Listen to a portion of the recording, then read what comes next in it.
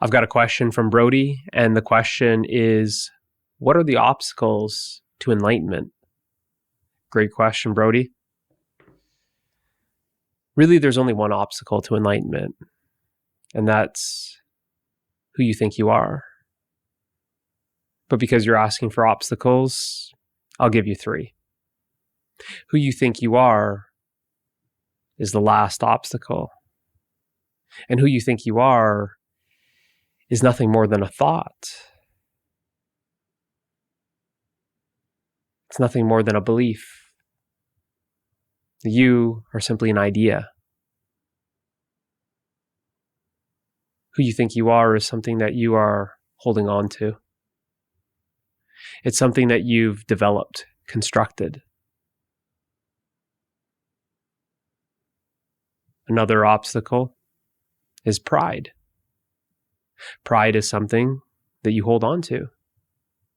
Pride is something that you build up, that you develop. Pride.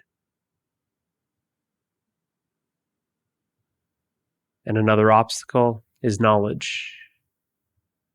Knowledge is something that you have accumulated, something that you hold on to. So these 3 obstacles are very much interrelated.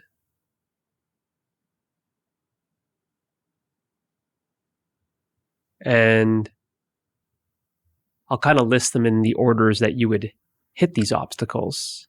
Knowledge being the first, then pride, and then who you think you are.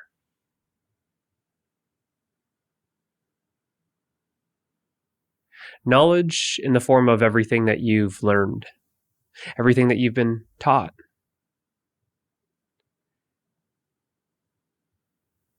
And the more you learn, the more knowledge that you're holding on to, the more it seems to weigh you down. It's another paradox on the spiritual journey, that all the knowledge that you're accumulating, it's like added weight.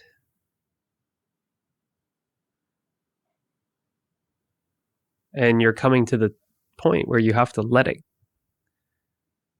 go. You have to let go of everything that you know, including the spiritual stuff that you've learned. And that's a big obstacle for seekers. Because you might have been on this path for quite a while. You might have read a bunch of books, listened to many different teachers. But there comes a time where you need to let go of everything that you've heard, everything that you've read, everything that you've learned. Because anything that you're holding on to is a limitation. And someone who's read a lot of books, listened to a lot of teachers, they've developed this pride. They're proud of all the knowledge that they've accumulated. They're proud of everything that they know. They're proud of how spiritually smart they are. And this pride shows up in the form of arrogance. That you've read a lot, listened a lot, and you think you know about it. You think you know it, or you know about it. But you don't know it. There's a huge difference to know about something and to know something.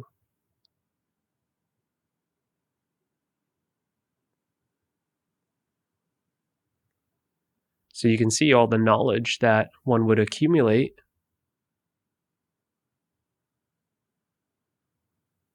then becomes almost like this trophy that I'm so proud. I'm proud of my books.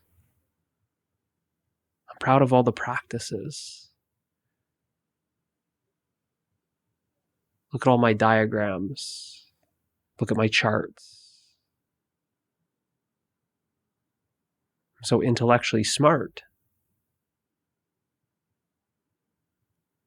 And for that reason, I'm proud.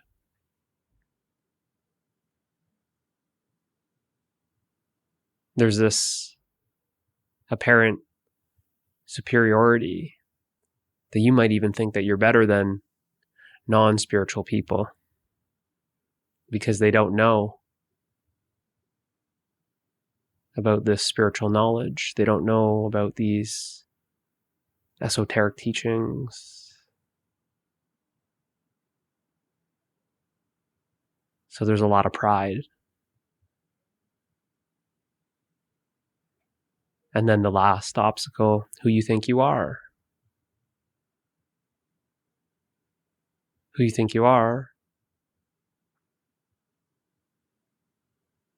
is something that you're holding on to. Again, another limitation. You're holding on to knowledge, you're holding on to pride, you're holding on to an identity. And anything that you hold on to is a limitation.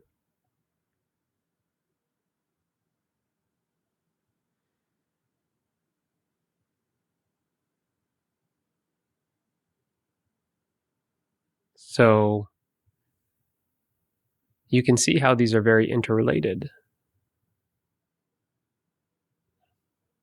Because one who has collected a lot of knowledge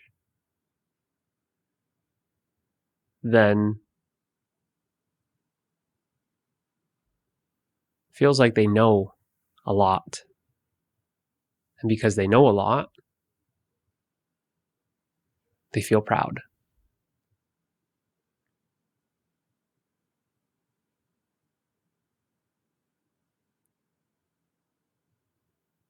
There's this feeling like you're full of yourself. You're full of who you think you are.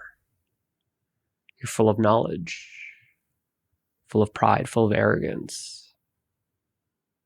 And this is an obstacle because pride is something that you have developed, that you have built up, that you're holding on to, and it needs to be let go of completely.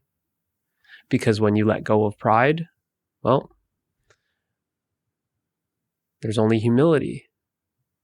And humility is being empty.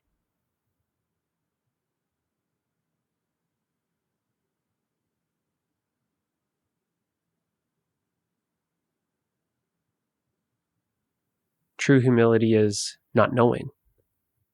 So you see that you have to let go of all the knowledge to come to this place of humility, true humility, not knowing.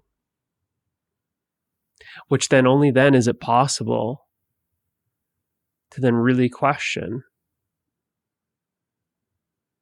well, who am I? Perhaps I don't really know who I am.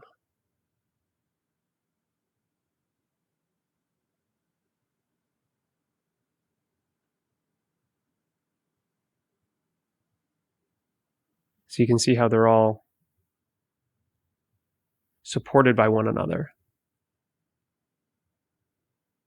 Without all that knowledge, there wouldn't be the pride. And it's that knowledge that actually supports one's identity. A lot of seekers have that identity.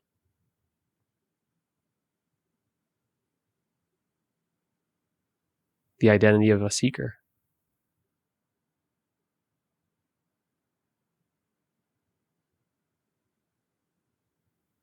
Which may be the last identity that you're holding on to. Without all the spiritual knowledge, who are you? without all the spiritual practices, without all the spiritual teachings, who are you? You've accumulated all of that. And you've become proud of that. So proud that it's become your identity. Like I said, you can see how they're all supporting one another.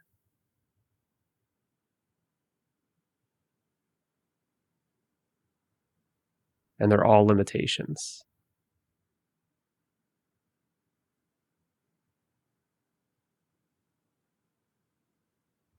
They're all obstacles in the way of enlightenment. So great question, Brody. Hopefully this helps. I'll see you in the next one.